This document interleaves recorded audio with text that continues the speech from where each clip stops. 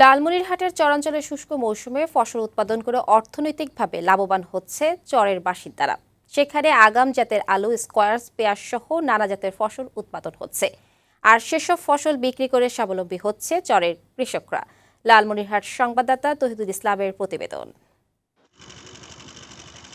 লালমনিরহাটে তিস্তা নদী জেগে ওঠা চরে চাষাবাদ হচ্ছে সবজি সহ নানা ধরনের ফসল। আগাম জাতের আলু, কপি, পেঁয়াজ, রসুন, স্কোয়াশ, মিষ্টি কুমড়ো সহ বিভিন্ন ধরনের শাক চাষ করছে কৃষকরা। চরে গর্ত করে কেউ কেউ সেচ পাম্প দিয়ে পানির ব্যবস্থা করে এসব ফসল চাষাবাদ করছে।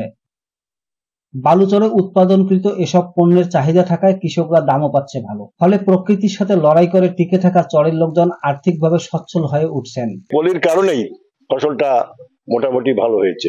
পলি ফলার কারণে জমিতে ভালো ফসল হয়েছে। এবারে উন্নত মান ফসলটা আমরা পেয়েছি। এবার বাড়তি গোলা বন্যা আইসাতে আমার এই আবারটা মোটামুটি ভালো হয়েছে। কৃষি অফিস থেকে চরাঞ্চলে কৃষকদের রবি শস্য উৎপাদনে পরামর্শ ও তত্ত্বাবধান করা হচ্ছে বলে জানালেন এই কৃষি কর্মকর্তা।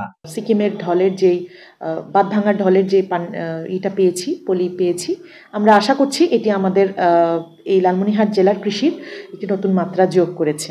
লালমনিরহাট জেলায় বিভিন্ন চরে 8,500 হেক্টর জমিতে ফসল উৎপাদন করছে চরবাসী।